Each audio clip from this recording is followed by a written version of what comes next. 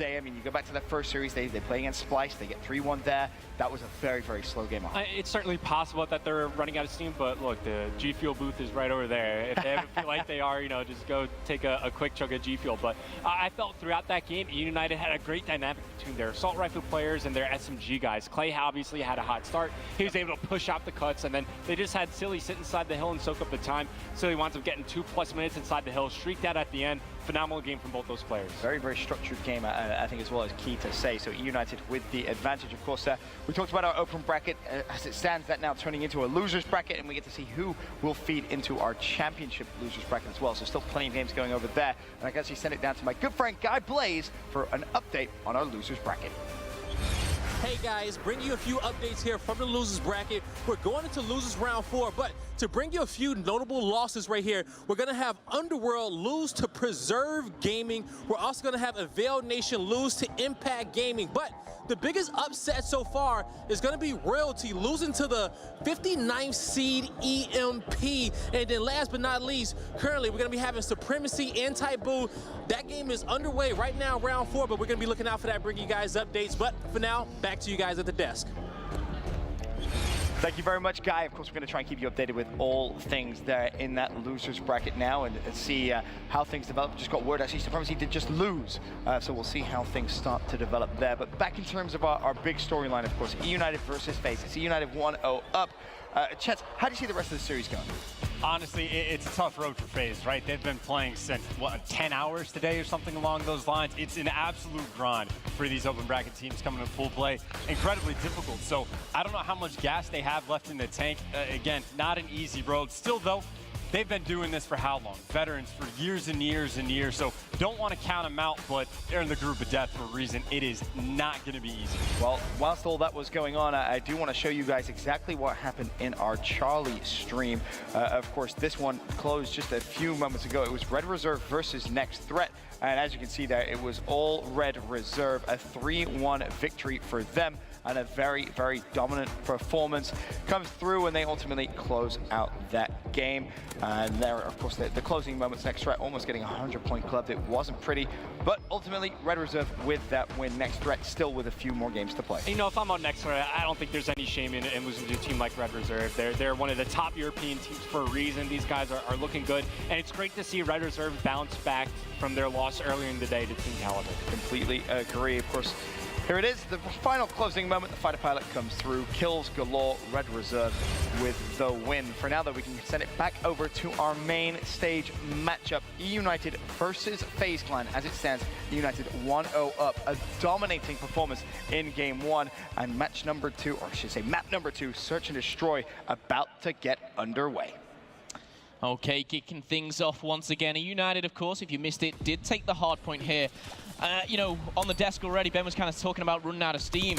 I think FaZe Clan, you know, I think there's a very famous piece which you guys, if you're a fan of COD World League or MLG, you'll have seen Zuma saying, every game is a grind. I just think for themselves, I think they may be just coming up against, you know, their toughest opponent. It may just be a bit of outskill.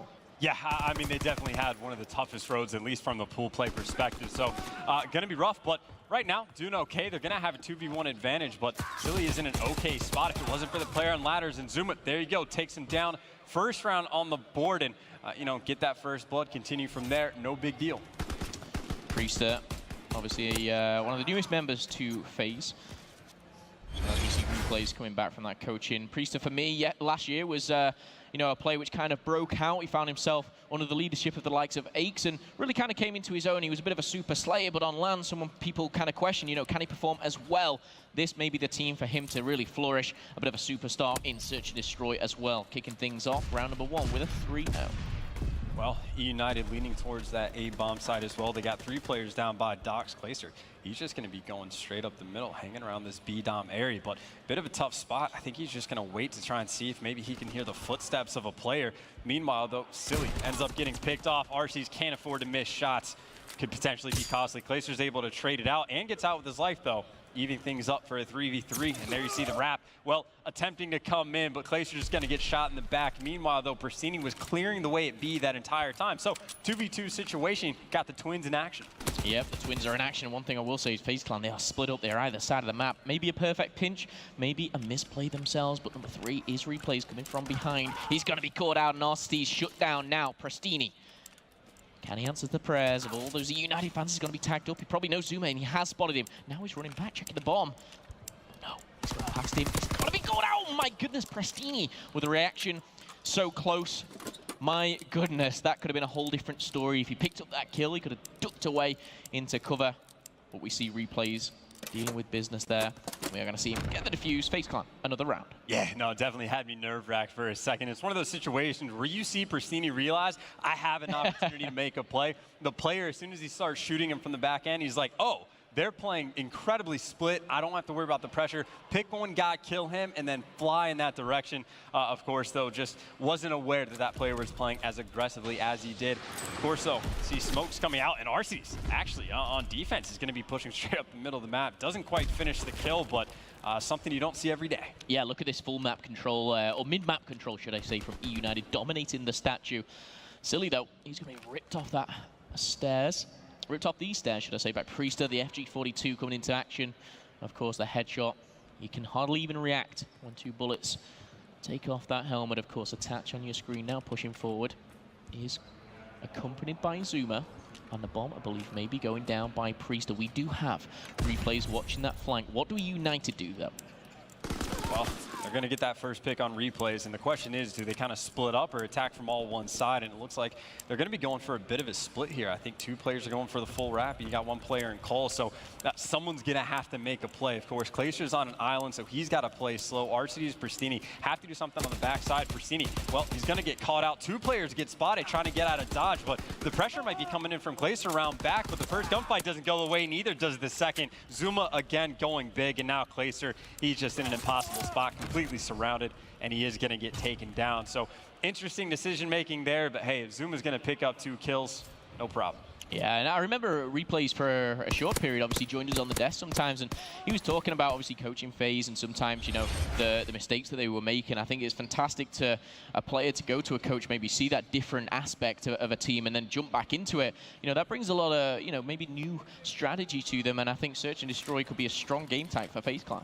Yeah, I mean, at the very least, you know, Replays is going to be a very cool, calm, collected kind of player. Great veteran leadership. He's a player that, you know, FaZe, if their backs are potentially against the wall, if they have an incredibly difficult road ahead of them, he's going to be the guy that's saying, like, guys, we got this. Just play our game. We've been in situations like this before, and so on and so forth. Of course, though, bomb gets planted today completely for free. They got spotted out on the cross, but still got the bomb down. The pressure was not there, and now EUnited has a complete spread across the map.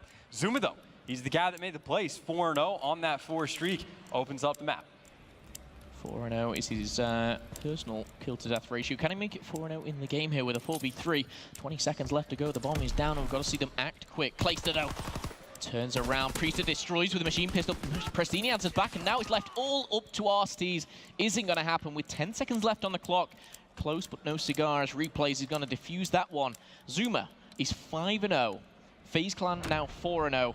Very, very positive, and it's all smiles in the FaZe camp. Yeah, and again, credit to Zuma. He was that playmaker getting the first blood. If you completely give up a bomb site, it means you're trusting your ability to retake. But when you're retaking it, someone has to make that big play. And I think he won that gun site inside of barrels. So again, credit to him. You see RC's, he's going to be watching the A cross, just feeding out information. But you can see FaZe is aware of it. Until they throw the smokes, they're definitely not going to want to make a move. So the opportunity's there. But the player's actually going on mid steps. He's out in the open, but Attach gets first blood. RC's misses the shot.